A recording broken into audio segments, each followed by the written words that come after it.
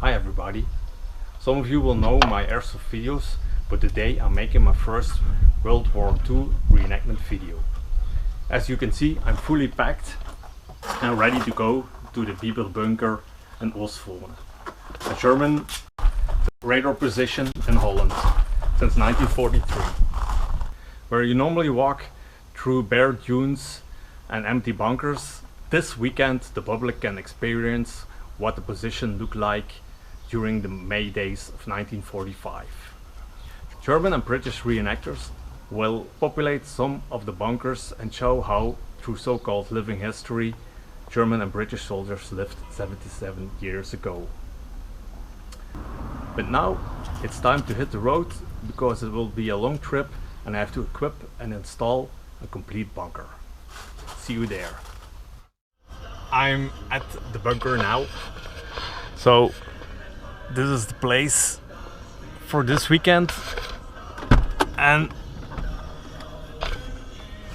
then it's time to unload all this stuff.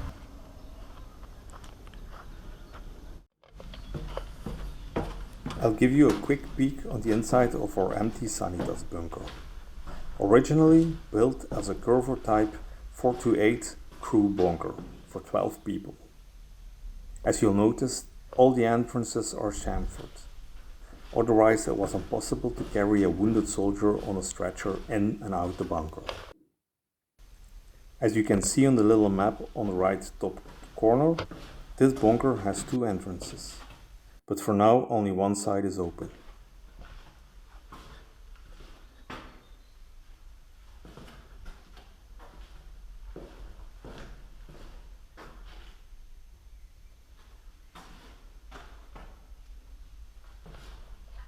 And now it's time to unload everything. Okay, it's Saturday morning. We're ready to receive some audience, some public people, and we have all our gear set up. So it was a short night, but we managed everything. So I hope you will enjoy. I'll give a little walk through all the stuff we got. Hope you enjoy it. We took two motorcycles with sidecar with us. The left one is painted sand yellow, a late war German paint with a camouflage scheme. And on the right, a red cross bike in the well-known Feldgrau paint. And yes, you'll notice later on in the video, they are fun to drive with.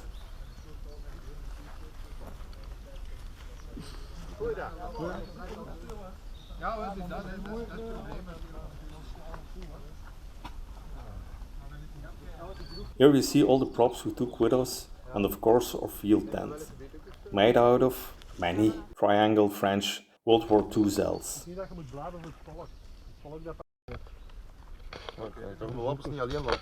This time set up as a field hospital.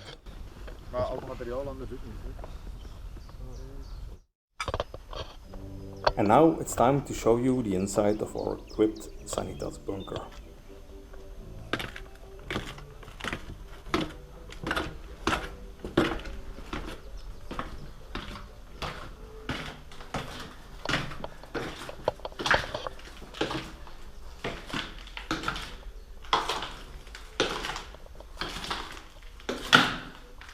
First room, equipped as a first aid post, was just basic, with bandages and split material, with room for the stretcher on the right side and a more comfortable lazarette bed on the left.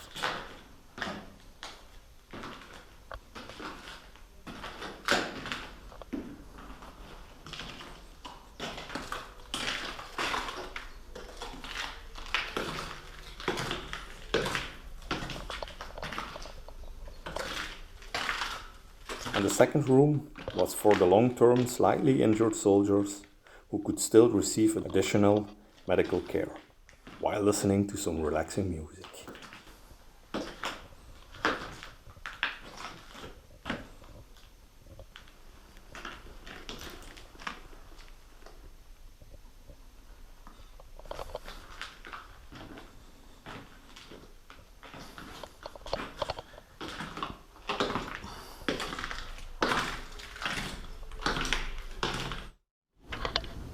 It's now Saturday evening. It's almost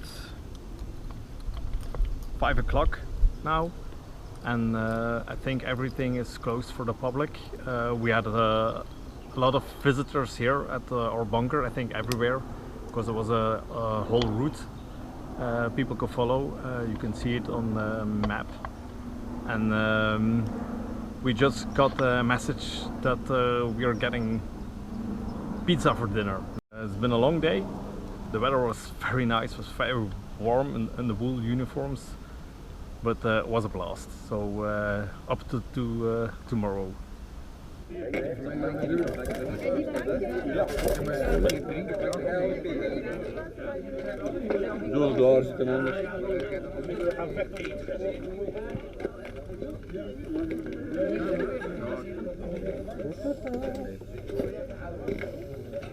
Ja, terug goed toe, hè.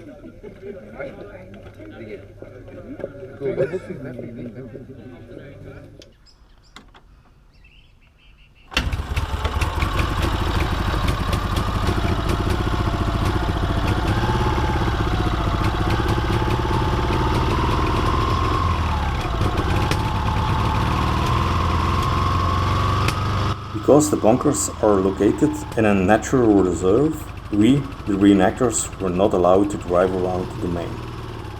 Fortunately, we were allowed to ride the bike before and after the event to store the motorbikes at the bunker.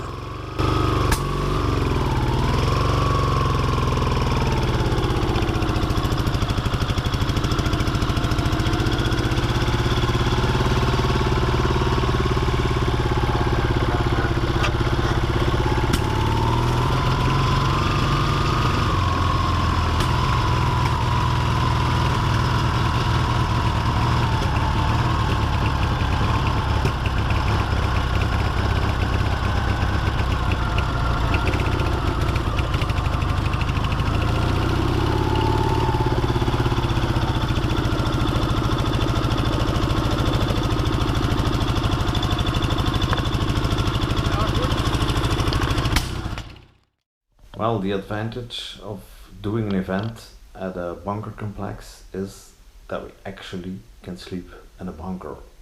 Yes, I hope there's enough light, but we're definitely sleeping in bunker number 2. My friend will join me in a minute. About today, we had about 400 visitors here. The weather was nice, so hopefully tomorrow, Sunday, the last day of the event, we'll have again that many people visiting to the bunker site. So, good night.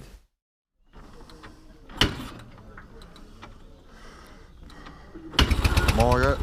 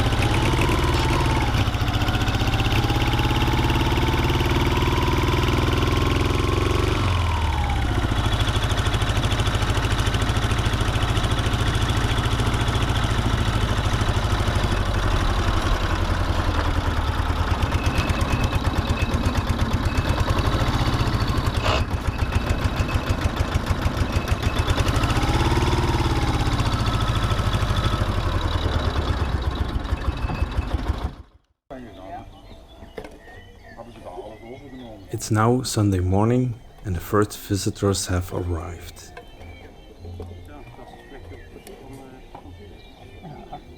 To film public, I built my GoPro into a 1930s French camera, so it seems a bit authentic for the visitors. But as you can see, I need to adjust the position of the camera a bit.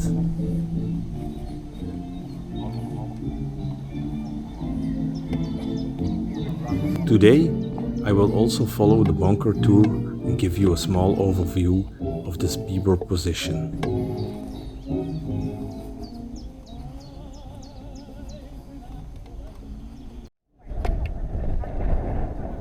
This is the start of the bunker tour, and we will follow the route indicated on the map above.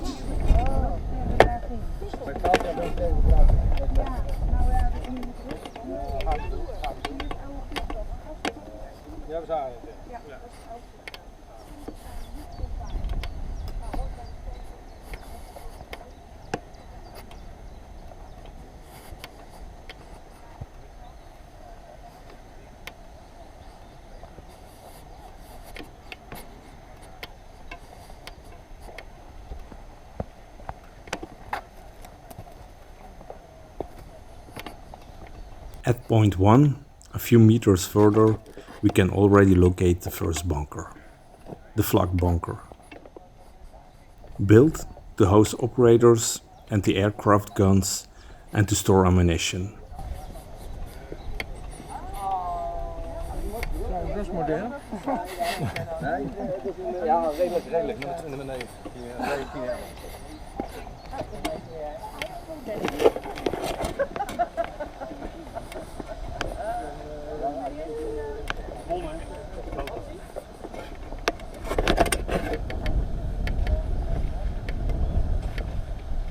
An open bed, the Geschutzstand, was installed on the roof.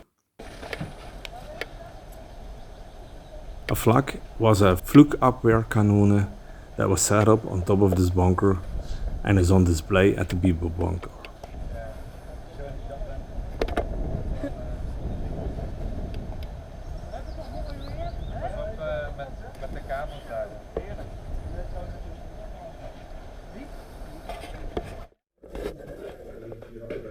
Now let's have a look inside. Dus we hadden eigenlijk was er een cluster van bunkers. Deze Flakbunker, de luchtbunker, die was ter bescherming van die radar. En wil je weer spullen? Mag ik even door? Ja? Ja, tuurlijk. En zo'nzelfde bunker die stond ook nog aan de andere kant van het vliegveld. Onder dat vast vliegveld. En daar stond dezelfde radar en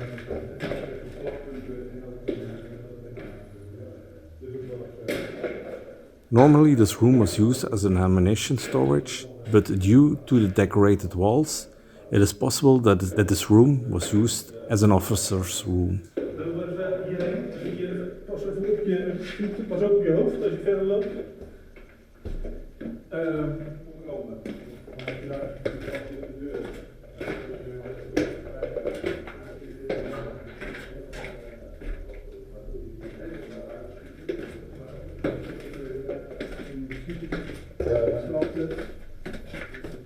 Hallo. Guten Tag, Männer. Now we arrive at the so-called airport, at point 2. Although the name suggests otherwise, we are not talking about an airport in World War II. This airfield mainly served in the period 1930 till 1938. The owner at that time, Mr. van der Leeuw, was the main user of this airport because of the location of a 6-hole golf course nearby. On the right side in the dunes, at point 3 on the map, was the position of the Würzburg Riese Blau radar antenna. This was a tracking radar for locating aircrafts from a distance of 60 kilometers. At the end of the airfield, at point 4, was a Lebensmittelbunker. This bunker was intended for the storage of provisions and food. And a little further, at point 5, was the position of the Freya radar antenna. This radar, with an approximately 7 meters high antenna, was considered a sighting radar and could detect enemy aircrafts up to a distance of 120 kilometers. Now we arrive at point 7, the Adcock Bunker, which is also today specially opened for the public. This bunker was to house radio sounding equipment. There were no living quarters here, it was pure a work bunker. 30 meters high antennas were attached at the 4 outer points of the bunker to intercept the radio traffic from aircrafts. In this way, their own aircrafts could be permanently informed about the position of other aircrafts and accidents in the air could be prevented.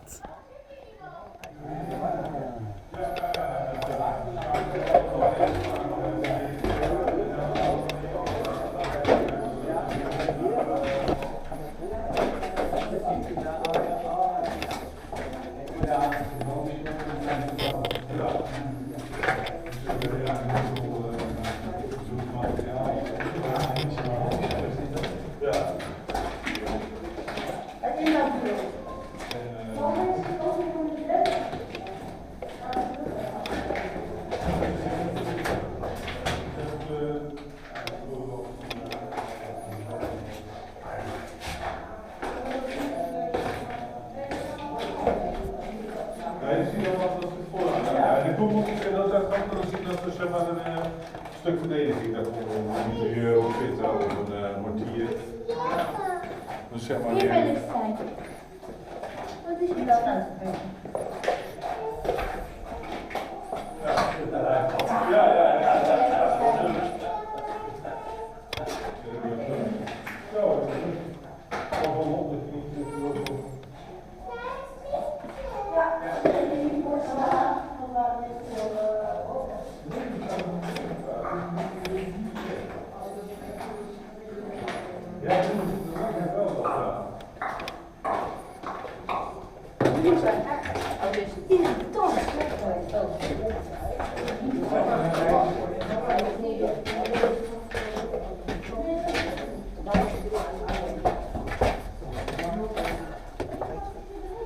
Dus die hadden net een zuiveringsinstallatie wat je kan vergelijken met een gaswas, maar dan in het gebruik. Dit zijn de luchtinlaten. Ja, als je als gewoon soldaten denkt, nou, kan je ook Ja, maar je moet het gewoon negeren. Kijk, dat is echt ideaal als je even uit niks aan de hand. Maar jij wel, natuurlijk, ja. En dat is daar, er is al eens over nagedacht. Dat is een ronde buis. En achter in die ronde buis zit dus de werkende lucht in aan. En daar zit dus een filterinstallatie. Dat laten zien bij Muiden. Ja, precies hetzelfde. Dus die Duitsers die hadden met het bouwen van die gestandardiseerde types precies hoeveel materiaal van hebben gehad. Dat is er dus rekening mee gehouden. Wij noemen dat altijd Duitse Brüder. Dat is ook een Achilleshiel geweest. Doordat je dingen heel goed bouwt, kost natuurlijk heel veel arbeid, materiaal. En dat hadden ze gewoon niet. En als je dan heel veel overal vecht, in de lucht, op zee, Afrika, Oostvoorne, dat is te veel. Dat kun je logisch niet, kun je dat niet doen. Ja, spreken. This big building on the right side is Haus, Buiten, a former children's colony that was quickly occupied by the Germans. The Germans kept the building completely intact with a small adjustment, an extension that would function as a kitchen, an extension that is still present and equipped with heavy walls and roof. After the war, they wanted to demolish this extension, but the costs involved were not available at that time, and it served as a kind of rehabilitation home for a long time after the war.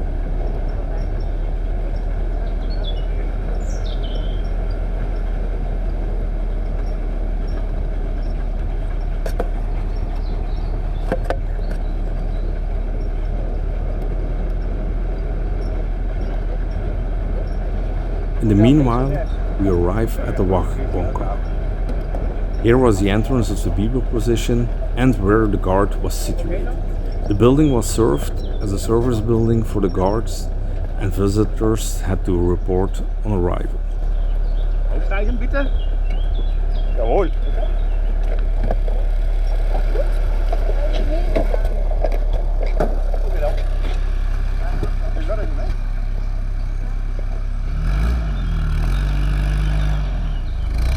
Dankeschön.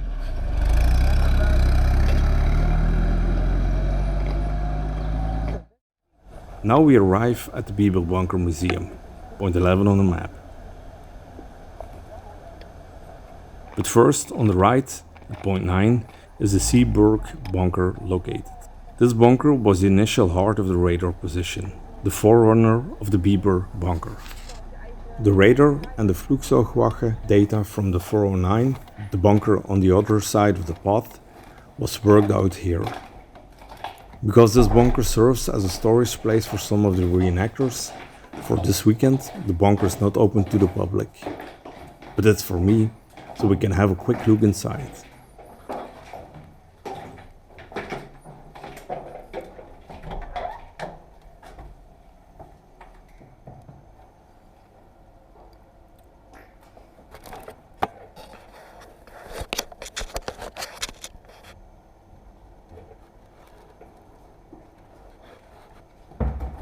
These drawings in the room are probably applied by the Dutch armed forces after the capture of the bunker. Nee, geen toegang voor publiek. Ja, excuseer. Here, in the middle of the bunker, two vertical screens were set up with overview maps of the area. On a lower plateau stood a Seeburg dish, a plot table with a horizontal glass plate.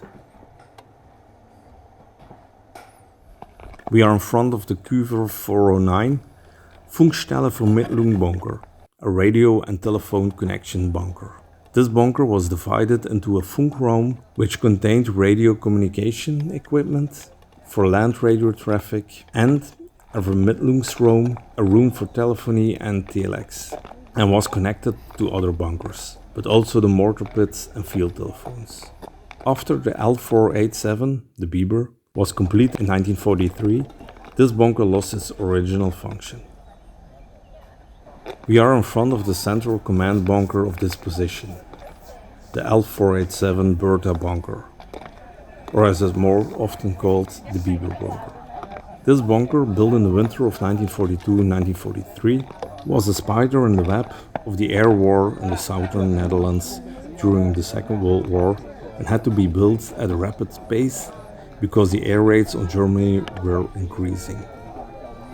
It was normally manned by 60 members and 4 officers and was mainly intended as the main work bunker to collect and transfer data on situations in the airspace. I didn't film the inside of the Biberbunker because they offer various guided tours from May till September. More info you'll find on their website Biberbunker.nl.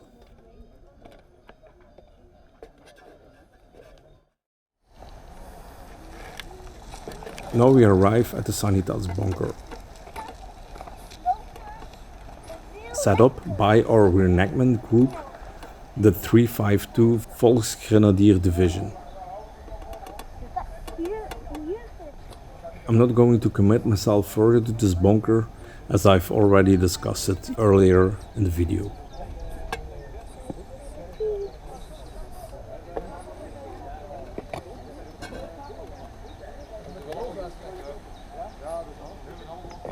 Dat is ook een optie.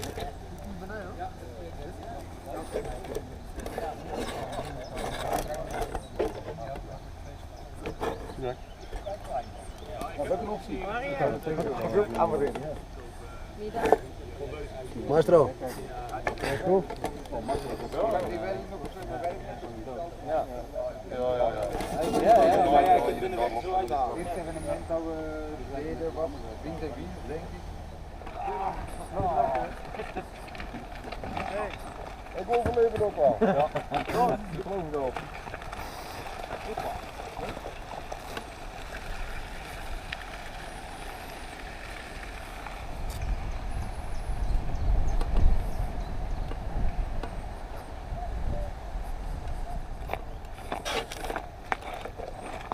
Goedendag.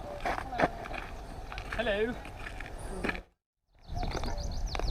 And now in front of us, under the dune hill, was the position of the Werkstattbunker, one of the 2 bunkers that were set up as a workshop, especially intended for the repair of radio communication equipment, the equipment of measurement data, and the storage of spare parts.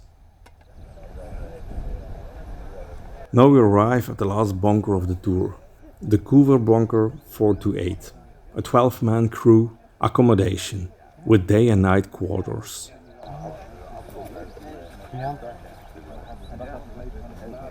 There were no fewer than 14 of this type in the position.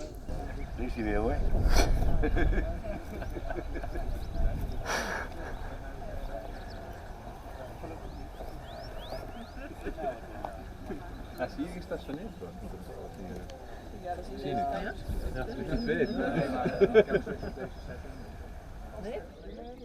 Now let's have a look inside.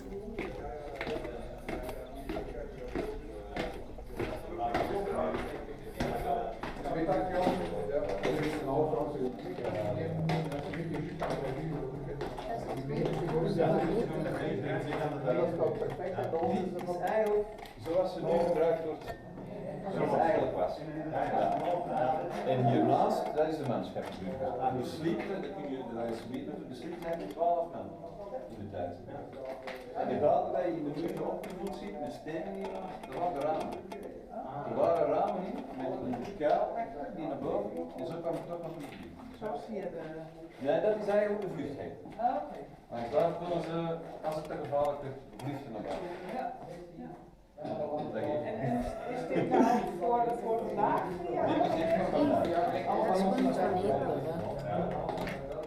En ja, dus hebben we nu op de koplamp gewoon een ledlicht gestoken van 5. Want in plaats van 55, dan is dat geen probleem. Maar je nou, dat is dat is niet mooi, maar ja. Ja, dat is te wit, hè? Ja, dat is te modern. Ja, niks aan het doen. Nee, dat is waar, dat is waar. We hebben hier lampjes van wie er wat uit. Alles wat oud is er niet meer. Nee, dat is het. En die hebben helemaal gewoon te doen bouwen, dat we wat kopen. Ja, dan heb je natuurlijk wel modernere dingen. Maar de klever inderdaad, dat is ook, dat is ja dan 53, ik heb hier ook nog gedaan of 12.